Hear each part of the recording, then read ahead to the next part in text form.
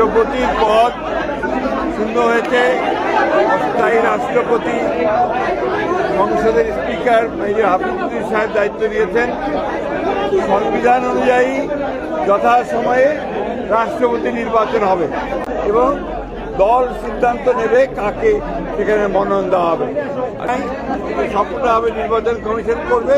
আর আমাদের যেহেতু স্থানীয় সরকারের বিষয় আছে, এই বিষয়টা আমরা মন্ত্রণালয়ে আলোচনা করে সিদ্ধান্ত নিতে পারি। এটা তো আগেই বলেছি আমরা যে এই বছরের শেষে না হলে সামনে বছরের প্রথম দিকে হবে।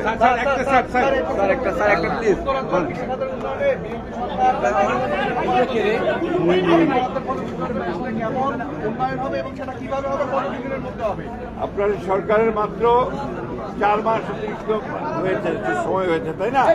এর মধ্যে সরকার কৃষির উন্নয়নের জন্য 10,000 টাকা পর্যন্ত কৃষির সুদ মাফ করে দিয়েছে, তাই না?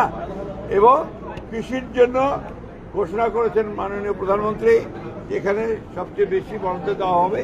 একই সঙ্গে কৃষিকে লাভজনক করার জন্য যতটুকু আপনার ব্যবস্থা নেওয়া দরকার সেগুলো ব্যবস্থা নেওয়া হবে। দ্বিতীয়ত, কৃষি পণ্যগুলোকে প্রক্রিয়াজাত করা, তাকে বাজারজাত করা, তার জন্য ব্যবস্থা গ্রহণ করা হবে এবং কৃষিভিত্তিক শিল্প গড়ে তোলা হবে। সেই জন্য সমস্ত ব্যবস্থা নেওয়া হচ্ছে।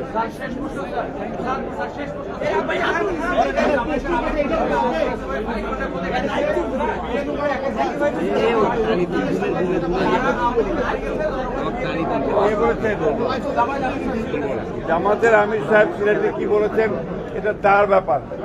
আমরা খুব পরিষ্কার করে বলি যে আমরা একটা গণতান্ত্রিক উদারপন্থী গণতান্ত্রিক রাজনৈতিক দল। দীর্ঘ সংগ্রামের মধ্য দিয়ে জনগণের ভালোবাসায় তাদের ভোট নিয়ে আমরা আজকে সংসদে 2/3 আসন লাভ করেছি, সরকার গঠন করেছি। একবার নয়, বিএনপি 5বার রাষ্ট্র পরিচালনার দায়িত্বে এসেছে। বিএনপিকে যারা ফ্যাসিবাদ বলেন তাদের হয় জ্ঞানের অভাব আছে অথবা তাদের মাইন্ডসেটটা এভাবে তৈরি হয়েছে। বিএনপি তো একটা গণতান্ত্রিক রাজনৈতিক দল। আর জামায়াতে ইসলামের আমির সাহেব বলেছেন উনি ওনার গণতন্ত্রটা ভালো করে পড়বেন, তাহলে কি ব্যবস্থা হবে সে দেখা যাবে। ওনারা গণতান্ত্রিক দল কিনা এটা ওনারাই নিজেরা বিবেচনা করবেন। ধন্যবাদ।